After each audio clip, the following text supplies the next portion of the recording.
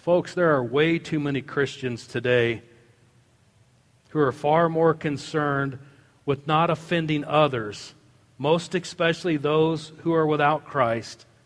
And rather than being fearless servants of Christ, they have busied themselves with trying to please people. And like the Galatians, they have created a false gospel. They say there are no real absolutes, no real need to sell out for the cause of Christ these days. Do you hear what I'm telling you? Today's church has done their best to make almost everything about God, the things of God, as optional, as unnecessary, as flexible, and as non-absolute as we possibly can, from daily life to church life to moral life. God, in many people's mind, is nothing but their co-pilot, their buddy, a good old boy. The things of God, His counsel, His wisdom, His absolutes are mere suggestions. In many ways, we have abandoned the notion of conforming to God and insist that He conforms to us. Instead of going with God, we created our own gospel. We choose our own path. And we kind of try to take God with us. Folks, it's no wonder that we have lost our sense of His presence. It's no wonder that prayer is such a chore and worship is such a bore.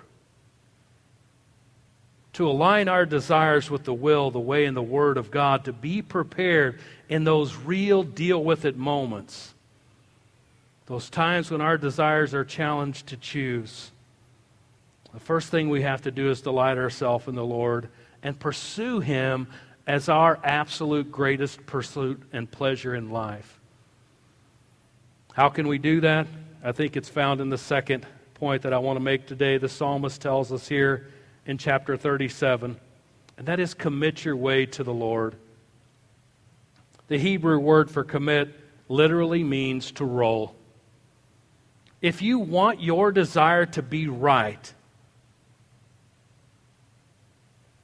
if you want your desire to be right, so that what you do can be right, so that your life can be right, this is how you got to roll. Listen, when Isaiah 55 tells us that God's ways are not our ways, it means that you got to roll your way off of your weaknesses and onto God's strengths. It means that you've got to roll your way out of your will into His. It means that you've got to roll your way away from your purposes and your agenda into His purposes and His agenda. It means that you've got to release to God your right to yourself. It means you've got to take your eyes off the map.